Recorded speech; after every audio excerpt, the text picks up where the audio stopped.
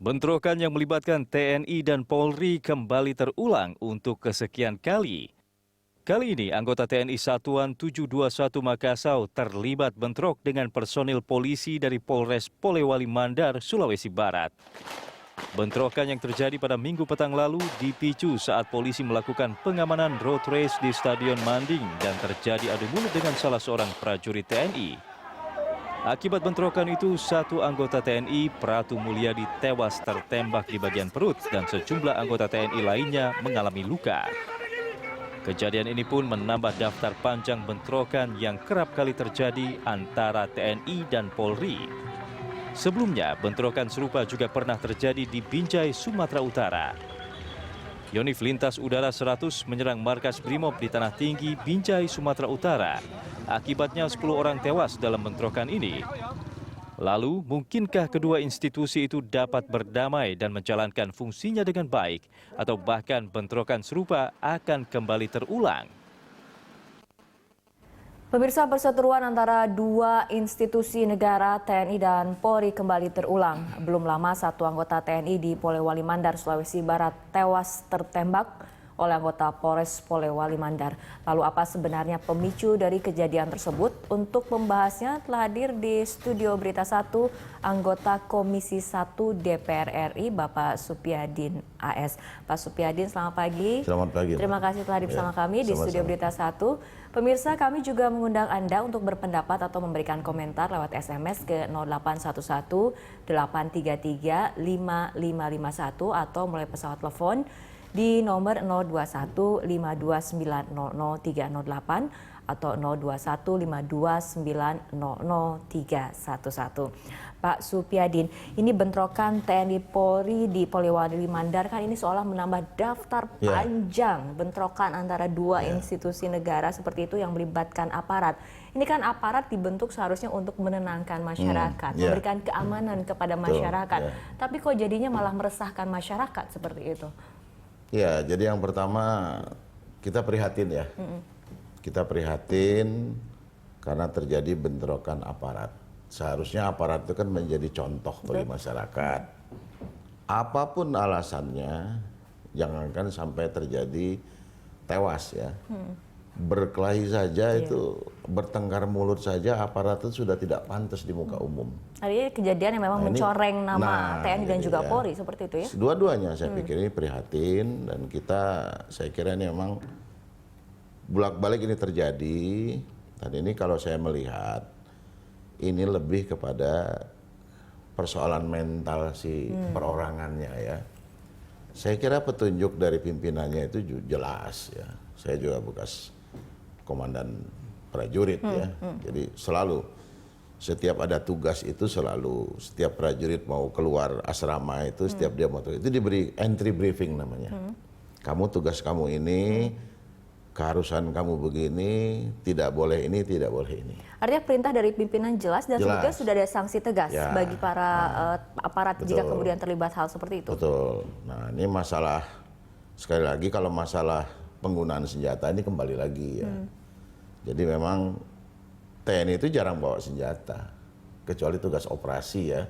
Tugas operasi, tugas pengamanan membantu Polri, itu mereka bawa senjata. Tetapi juga penggunaannya sangat ketat sekali ya. Nah ini di sisi lain kita lihat di pihak Polri, itu kan setiap hari mereka bawa senjata. Nah ini saya melihat kok menghadapi situasi begitu kok terlalu mudah menarik picu gitu ya. Seharusnya tidak perlu. Nah, oleh karena itu mungkin ini kembali lagi seperti yang lalu-lalu pernah dilakukan oleh Polri, ya kita seleksi kembali lah. Siapa yang layak memegang senjata itu. Nah, ini untuk kasus terakhir dengan kesalahpahaman yang terjadi di Polewali Mandar, kan ini terjadi pada saat menonton balap motor di sirkuit. Artinya sebuah permasalahan yang sifatnya sebetulnya personal atau pribadi, tidak ada hubungannya dengan keamanan masyarakat, tidak ada hubungannya dengan keamanan negara, tapi ini jadi justru pemicu yang merembet ke pertikaian antara dua kesatuan, antara TNI dan juga Polri. Ini berkaitan dengan moral prajurit juga. Ya, sekali lagi sikap mental. Saya bilang tadi, dia kan tugas Polri kan menjaga ketertiban massa yang menonton. Artinya ketika ketika Polri ini petugas Polri memberi larangan, menegur, itu harusnya menggunakan bahasa-bahasa yang menyejukkan kan begitu ya.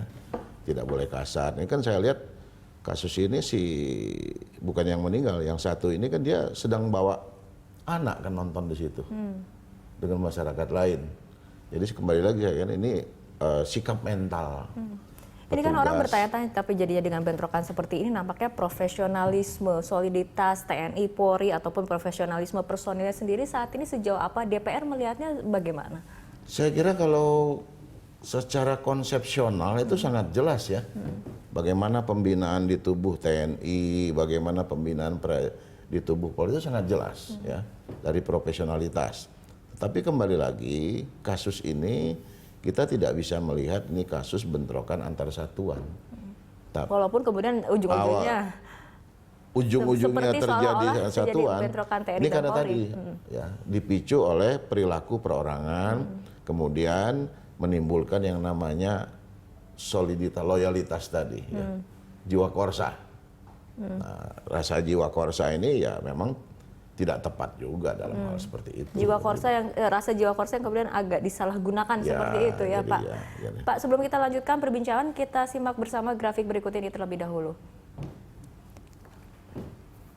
Nah, kita lihat ini bagaimana kemudian memang bentrokan TNI dan Polri ini memang tidak terjadi hanya tahun ini saja, tapi sudah terjadi berulang kali.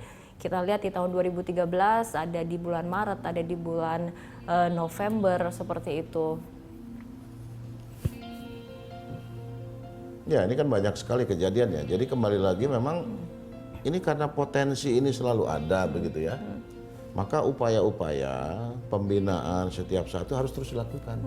Tapi sebetulnya apa yang menjadi akar permasalahan? Karena kemudian kan sebetulnya pimpinan atas dari Polri dan TNI kan kerap berkomunikasi seperti itu. Ya. Tadi dikatakan oleh Pak Supyani juga sanksi tegas sudah disiapkan. Tapi kan ini seolah tidak bertaring, Pak, seperti itu. Ya, Perintah tidak didengar. Ya, jadi ini kembali lagi sikap mental ya, sikap mental para prajurit bawahan ini kan gitu. Jadi mudah sekali terpicu, kemudian juga pengawasan yang kurang ketat ya.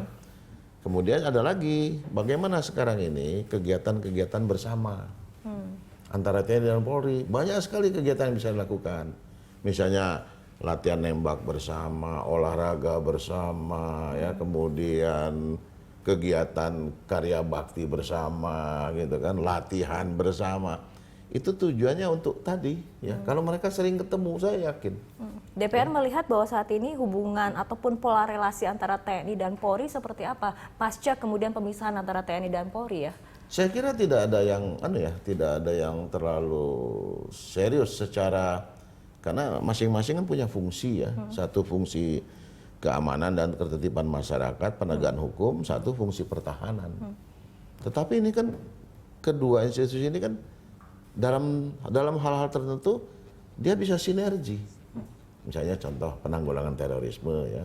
Kemudian dalam olahraga bersama, ya, karya bakti bersama ya. Saya pengalaman di Semarang, komandan batalion di depan saya asrama Brimob. Tapi nggak pernah berantem tuh. Karena kita rutin. Saling kunjungi, saya ngunjungi, jadi kita ngunjungi asrama Brimob, olahraga gitu ya. Nanti asrama Brimob ngunjungi kita olahraga, akhirnya tidak ada. Artinya tapi bukan mesra ataupun intim di atasan saja Pak, kan komandannya saja, tapi grassroots-nya juga kemudian diajak. Tapi kalau komandannya, pemimpinnya mampu mempertemukan gitu ya, dia lihat. Jadi pertemuan itu bukan sekedar pertemuan yang formalitas, tapi suasana kebatinannya tidak bagus gitu. Jadi kalau pertemuan tapi suasananya tegang untuk apa? Maka ini bagaimanalah upaya para pemimpin mencairkan. Jadi ketika pertemuan itu mencair, kita makan bersama, olahraga bersama, ngobrol bersama, nyanyi di situ, gantian joget bersama gitu ya. Ini yang penting ini kebersamaan dibangun, Sehingga mereka merasa, oh kami ini saudara gitu. Tadi kembali kepada mental dan juga moral dari prajuritnya, Ya. terus pada pengawasan juga. Tapi kan kita kerap juga mendengar bentrokan ini tidak terjadi di wilayah yang jauh dari kendali komando saja, Ya. tapi juga ada juga bentrokan-bentrokan yang justru dekat dengan markas komando yang seharusnya pengawasan kan seharusnya lebih mudah dilakukan terhadap para anggota ataupun personilnya seperti itu. Ya kembali lagi saya katakan ini, jadi saya pikir upaya pemimpin itu sudah cukup banyak ya. Sering, pastilah saya jamin itu. Tetapi kembali lagi, ya ada saja yang namanya kenakalan itu ada saja. Apakah karena kredibilitas dari pimpinannya sendiri yang mungkin tidak berkarisma sampai bisa ke juga, bawah? bisa gitu? juga. Jadi karena tidak ada keteladanan misalnya ya. Jadi pemimpinnya misalnya tidak bisa dijadikan panutan. Nah ya anak buahnya kan liar. Tapi kalau pemimpinnya bisa jadikan panutan, saya kira enggak. Ya. Jadi ini banyak sekali aspek yang mempengaruhi bentrokan-bentrokan di lapangan ini ya. Ya mereka semua anak-anak muda ya. Nah, Tapi dari kembali lagi DPR bagaimana setiap saat diingatkan. Ya mereka mau misalnya weekend diingatkan, kamu mau weekend ya. Jangan melakukan pelanggaran. Yang melanggar saya hukum. Itu diingatkan terus. Nah, supaya mereka, kalau saya dulu kan prajurit saya mau weekend itu diapelkan oleh perwira piket, diingatkan kamu weekend, hari Senin sudah harus masuk kantor, tidak boleh yang terlambat, dan selama weekend, selama cuti, tidak boleh melakukan pelanggaran sekecil apapun. Oke, DPR sendiri jika kemudian terjadi bentrokan TNI Polri, misalnya yang terakhir di Polewali Mandar seperti itu, apakah kemudian juga turun ke lokasi, dan ketika turun ke lokasi, apa yang biasanya ditemukan yang menjadi akar permasalahan dari bentrokan yang kembali terulang antara TNI dan juga Polri ini? Ya, kebetulan Komisi 1 seharusnya sore ini kita berangkat ya. Kita akan tunda tanggal 11, kita ingin melihat. Dengan turun ke TKP, kita bisa melihat, menganalisa TKP itu, sehingga kita mendapatkan sebuah gambaran yang jelas, dibanding kalau kita hanya mendengarkan penjelasan. Ya, nah, kita kan sebagai perwira tahu, kalau lihat TKP begitu, bisa menganalisa ini. Penyebab-penyebabnya ini, kemudian terjadi kasus itu, kita bisa langsung analisa TKP. Ya. Nah dari situ kita bisa dapat gambaran, kita bisa bicara dengan si prajuritnya, kita bisa bicara dengan komandannya, apa yang diberikan segala macam ya, pembekalan itu. Nah itu tujuannya ke sana kita turun ke TKP. Baik, Pak Supyadin, kita akan lanjutkan perbincangan, tapi kita ikuti jeda berikut terlebih dahulu.